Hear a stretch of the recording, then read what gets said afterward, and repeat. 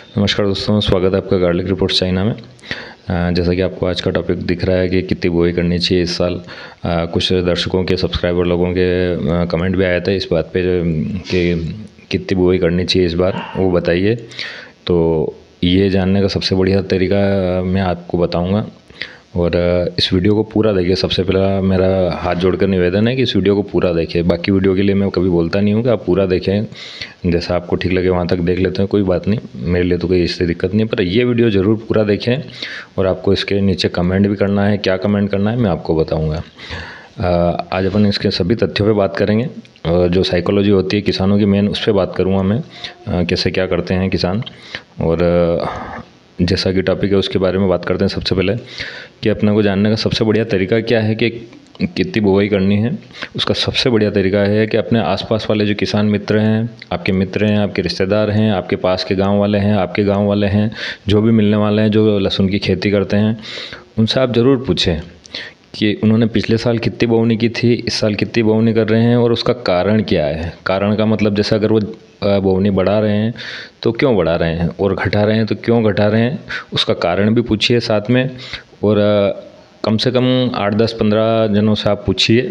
कम से कम उसमें परसेंटेज में आप हिसाब लगाइए कि कितने प्रतिशत लोगों ने क्या कहा। मान लीजिए आप 10 लोगों से बात करते हैं तो 10 लोगों में से कितने प्रतिशत लोगों ने क्या बात की, 5 जनों ने क्या बोला, 3 जनों ने क्या बोला। उस पर आपको एक पिक्चर समझ में आएगी कि लोग क्या सोच रहे हैं अभी बुआई के बारे में, और वो क्या क्या उनकी मंशा है वो आपको मालूम पड़ेगी।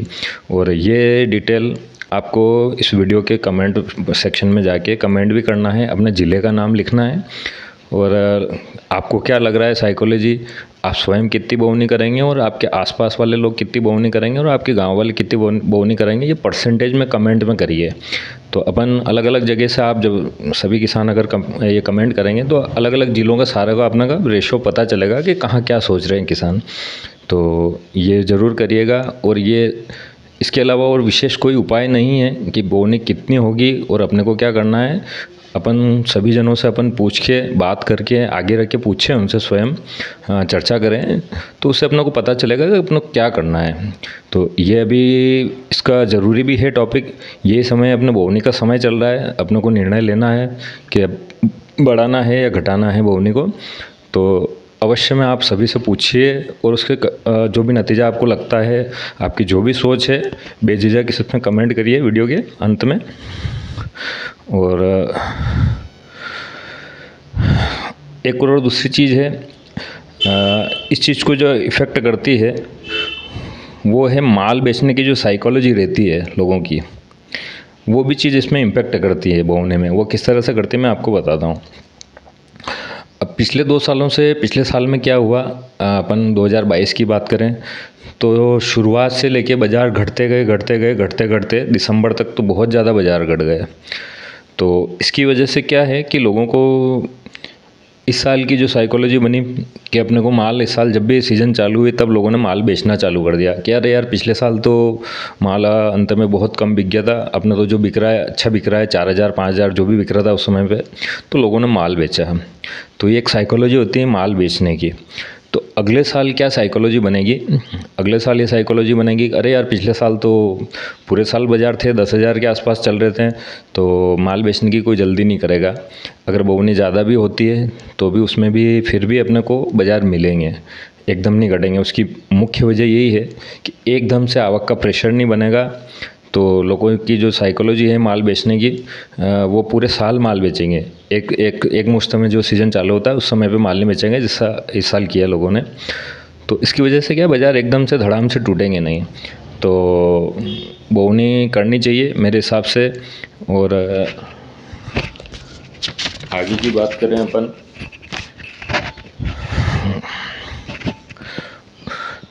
तो ये साइकोलॉजी पूरे वर्ल्ड लेवल पर चलती है।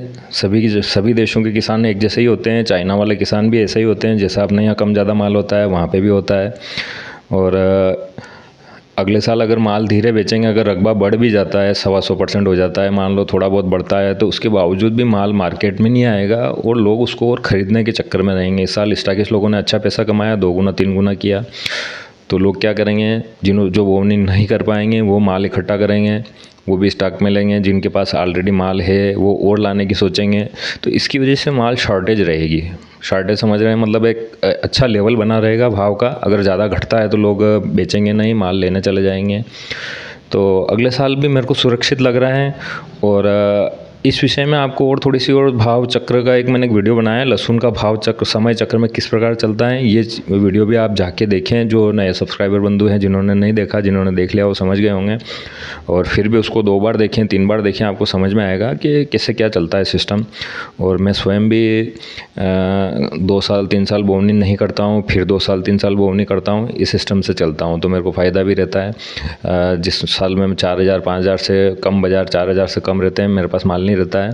और जिस साल बाज़ार का अच्छा चांस लगता है, मैं उस साल बोवनी कर लेता हूँ। और एक तरीका और है जिससे मैं निर्णय लेता हूँ। जिस साल 1500-2000 रुपये में आपको अच्छा बीज का माल मिलता है मंडी से, आपके आसपास गांव में कहीं भी आपको अगर बोने के लिए आपके पास माल नहीं है, और उसका भाव, बीज के माल का भाव अगर 1500 रुपये क्विंटल, 2000 रुपये क्विंटल के आसपास अगर मिलता है, तो उस साल में बोवनी कर लेनी चाहिए। उसकी वजह ये रहती है, ये बहुत ज़्यादा सस्ता हो जाता है लहसुन, तो लोग बोते नहीं हैं।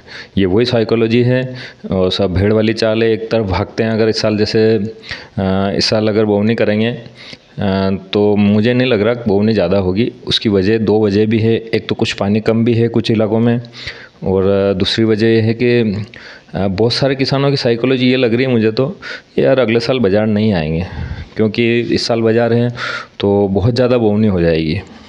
हो सकता है कि ये चीज़ कभी सही भी हो जाए, पर मुझे नहीं लगता है, क्योंकि मुझे जो पुराना अनुभव है कि 2 साल तो, अगर 1 साल बाज़ार आता है तो वो 2 साल तक टिकता ही टिकता है। क्योंकि शॉर्टेज की जो पूर्ति होने में, शॉर्टेज बनने में और शॉर्टेज की पूर्ति होने में 1 साल से ज़्यादा का समय लगता है, 2 साल लगते हैं उस दोनों चीज़ों को। जैसे भाव गिरता है तो 2 साल तक कम ही रहता है, और उसकी सप्लाई ज़्यादा हो जाती है 2 साल तक, तो सप्लाई 2 साल तक उसकी घटती नहीं है। तो वैसे ही शॉर्टेज भी 2 साल तक रहती है। तो अपन, ये मेरा निर्णय है, ये मेरी राय है कि अपन इस साल भी बोवनी करनी चाहिए। और मैंने करीब 4 बीघे की तो बो ली है, 2 या 3 बीघे की और बोने की पूरी इच्छा है, 3-4 बीघे की और बो लें। पिछले साल से मेरे पास 1-2 बीघा ज़्यादा हो जाएगी लहसुन। ये मेरी पर्सनल राय है और मेरा निजी निर्णय है। आप अपने हिसाब से निर्णय लीजिए। और जो मैंने तरीका बताया आपको कि आपको क्या करना है, तो आसपास के किसानों से आप बातचीत करिए, वो क्या करने जा रहे हैं, वो कितनी बुआई करेंगे, उनके पास पानी की उपलब्धता कितनी है, फाइनल उत्पादन कितना आ सकता है, वो भी एक विषय, चर्चा का विषय रहेगा। कि साल अगर पानी की कमी रहती है, भले रकबा बढ़ जाता है, तो फिर भी उत्पादन कितना आ सकता है फाइनल, वो एक मैटर करेगा उस चीज़ से। बहुत सारे लोग भी कम पानी की स्थिति में भी बुआई कर लेंगे, तो उसमें उनके पास इतना उत्पादन आता है नहीं आता है, वो देखने वाली बात हो रहेगी। और 2 साल से लहसुन का भाव बहुत रसातल में था, लोगों को इतना मुनाफा नहीं मिला। तो वो जो डर रहता है कि क्या पता इस बार भी बाज़ार 400-500 रुपये क्विंटल आ जाए, तो उस डर की वजह से भी लोग बुआई नहीं करेंगे। और बहुत सारों के पास, मान लो पिछले साल जिन्होंने कम बुआई की, जैसे 5-6 बीघे की हर साल बोते हैं, तो पिछले साल उन्होंने परेशान होकर 2-3 बीघे की बो ली, तो उनके पास 50-60 बोरी लहसुन है मान लीजिए अपन।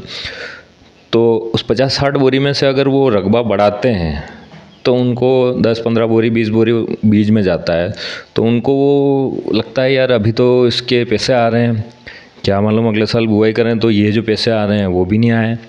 तो एक ये कारण भी होता है, साइकोलॉजी होती है किसानों की कि जो माल है अपने पास उसको बेच दें अपन, तो अपना मुनाफा खड़ा करते हैं इस साल का, तो अगले साल की बाद में देखा जाएगा, ऐसा होगा अगर तो अपन माल स्टॉक कर लेंगे, यूँ सोचते हैं। और अगले साल की एक सिचुएशन और बनेगी। अगर इस साल 10,000 का भाव अमूमन पूरे साल रहता है, तो लोग, और अगर अंत में थोड़ा बहुत और तेज़ी आती है, तो अगले साल में वो लोग, किसान बिल्कुल भी बेचवाली नहीं आएगी, मंडियों में आवकें कम रहेगी। तो इसकी वजह से भले उत्पादन ज़्यादा आ जाए, रकबा ज़्यादा हो जाए, फिर भी बाज़ार रहेंगे, टिक कर रहेंगे बाज़ार। ये इसलिए मैं थोड़ा कॉन्फिडेंट रहता हूँ कि बाज़ार अगले साल रहेंगे, बिल्कुल रहेंगे। और अंत में डिस्क्लेमर बता देता हूँ, मेरी ये सारी चीज़ें जो मैंने बातें की वो मेरी पर्सनल राय हैं, और इससे आपको कुछ भी नुकसान होता है तो उसमें मैं और मेरा चैनल जिम्मेदार नहीं रहेंगे। और एक बात और मैं फिर से दोहराना चाहूँगा, मैंने चैनल के कम्युनिटी टैब में 2 सर्वे के लिए 2 पोल डाले हैं, तो उनमें जाके वोट ज़रूर करिए। और दूसरी बात, मैंने जो बोला है, आपके आसपास के किसानों से, आप गांव वालों से, आपके मिलने वालों से, रिश्तेदारों से आप पूछिए कि उनकी बुआई के बारे में क्या राय है और क्यों है, वो ज़रूर कमेंट करके बताइए। और उसमें अपने ज़िले का नाम और गांव का नाम भी लिखें तो बहुत बढ़िया, और कमेंट करेंगे तो बहुत बढ़िया है। ये वीडियो बिल्कुल अलग है, ये भाव की उससे बिल्कुल अलग है। तो अगर आपको अगले साल के बारे में सिनेरियो को जानना है कि क्या रहेगा क्या नहीं, तो इस वीडियो को शेयर भी करें और कमेंट भी करें। धन्यवाद।